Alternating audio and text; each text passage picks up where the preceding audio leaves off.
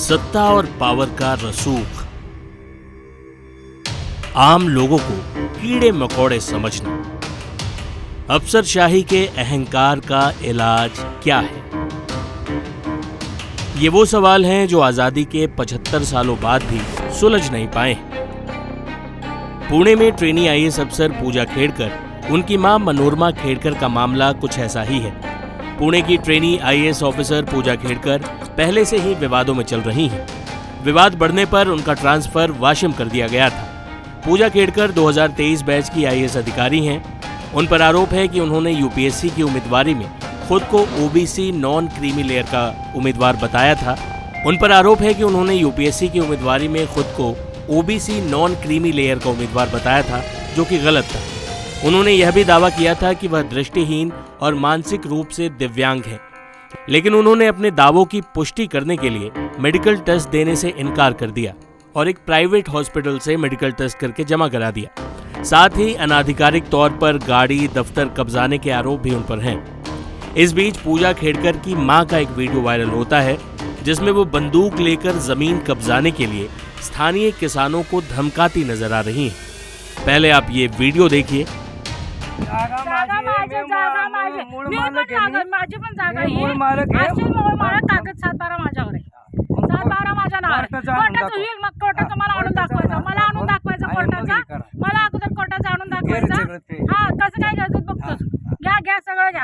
मी पण नाही घाबरते. कोर्टाचं आणून द्यायचं, कोर्टाचं आणून द्यायचं मला पण किती मला नाही कोर्टाने. मी कोर्टात गेलेलो आहे. मी पण गेलेलो आहे कोर्टात.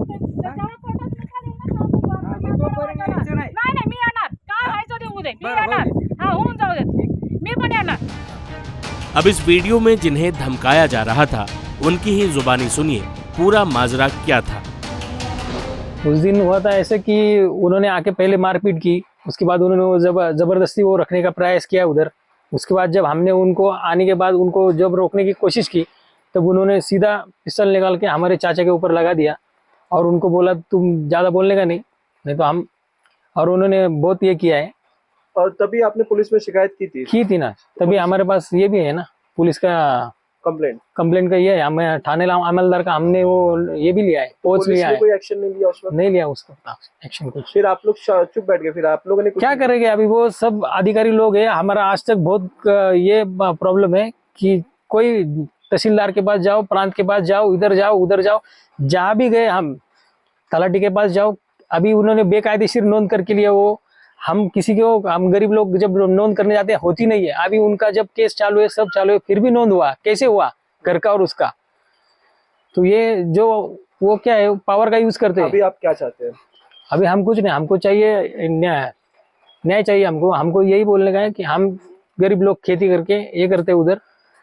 तो हम पूरा मामला जब मीडिया में आ गया है, तो आप चाहते हैं कि जो आपका ये जमीन का मामला भी आप शिकायत करेंगे? अब जाके पुलिस शिकायत करेंगे ना। हमने तभी शिकायत की थी, तभी हमारा कुछ ये नहीं हुआ। हम क्या, हमारा जो क्या है वही है, तो हम शिकायत तो करेंगे। हम डरने वाले से नहीं है। मनोरमा खेड़कर के किसानों को धमकाने और अवैध कब्जे के इन आरोपों पर पुलिस का क्या कहना है, वो भी देख लीजिए। नहीं देखिए मैडम, ये 1 साल पुराना वाकया है। तो इसके बारे में जो भी कुछ हुआ है, जो भी हमारे लोगों ने इसमें तफ्तीश की है या ऑफेंस रजिस्टर किया है, ये सारे के बारे में हम जाएंगे। फिलहाल मैं आप सबको यही बताना चाह रहा हूँ कि इस वीडियो के सिलसिले में जिस व्यक्ति के साथ ये वाकया हुआ है, उस व्यक्ति को हमने ट्रेस किया है, उसको वेरीफाई किया है और अभी वो पुलिस स्टेशन गया है। जो भी अपनी लीगल एफआईआर देगा, कंप्लेंट देगा, वो हम रजिस्टर करेंगे और आगे लीगल एक्शन लेंगे। वुमेन जो है जो पिस्तौल दिखा रही है, वो आइडेंटिफाई हुई है क्या? नहीं, ये सारा उनकी कंप्लेंट देने के बाद ही ये सारी चीजें हो पाएगी। सर क्या जो हत्या उसमें दिख रहा है, वेपन दिख रहा है, उसको लेकर कुछ जानकारी अब तक मिली है? नहीं, इसके बारे में जब तक एफआईआर कंप्लीट नहीं होती है, तब तक मैं इसके बारे में कुछ भी बोल नहीं पाऊंगा। एफआईआर रजिस्टर करने की प्रक्रिया मैं यही कह रहा हूँ कि वो लीगल कंप्लेंट जो भी दे रही है पुलिस स्टेशन में, जो कंप्लेनेंट देने वाले हैं वो हम रजिस्टर करेंगे। इससे पहले मतलब जो पोर्ट पुलिस स्टेशन में भी जो एफआईआर दर्ज हुआ था, उसके मामले में पुलिस ने दखलंदाजी नहीं की, लक्ष्य नहीं दिया उसके बारे में, और जो कार्रवाई होनी चाहिए थी वो हुई नहीं, ऐसा आरोप हो रहा है। नहीं, इसके बारे में जो उसके ही ऊपर जो है वो कार्रवाई की गई, ऐसी बात। इसके बारे में उनके जो भी अर्ज है वो रिकॉर्ड पे है और वो हमने मीडिया के साथ भी शेयर किए हुए हैं। इसके अलावा भी अगर उनकी कुछ कंप्लेंट्स होगी पिछले 1 साल में तो उसके ऊपर भी हम डेफिनेटली कार्रवाई करेंगे। बेसिक चीज है कि कॉग्निजेंस लेना चाहिए था, अगर कोई किसी की कंप्लेंट आती है मैडम, तो क्यों इतना डिले हो जाता है? मैं यही कह रहा हूँ कि ये मामला जो है वो 1 साल पुराना है और मैंने आपको इससे पहले भी वो एप्लीकेशन दिखाया है कि जिसमें जो है कि वेपन के बारे में कोई मेंशन नहीं था।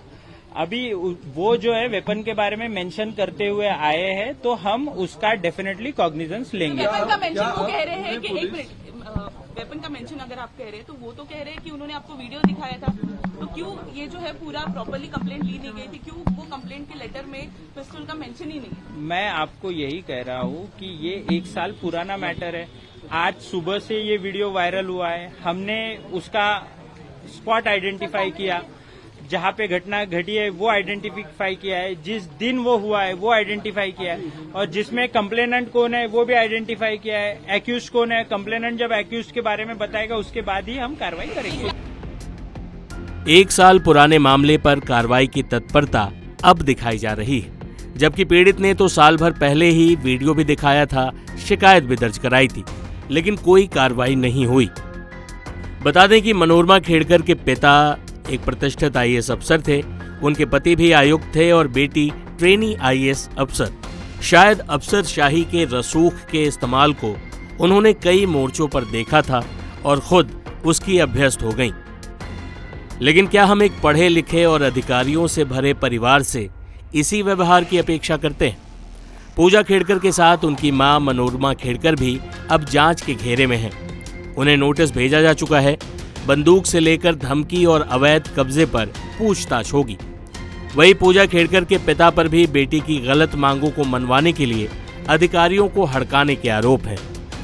ये वो अपसंस्कृति है जो अंग्रेजों के जमाने में शुरू हुई सामंती अफसरशाही के दुर्गंध समेटे हुए समाज में एक सड़न पैदा कर रही है बदस्तूर। टाइम्स नाउ नव भारत डिजिटल की रिपोर्ट।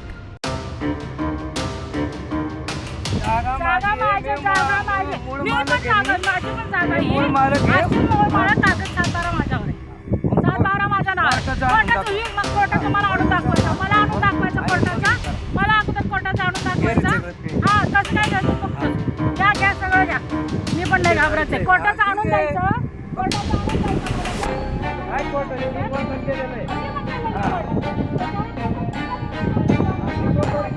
नाही मी येणार, काय व्हायचं ते उद्या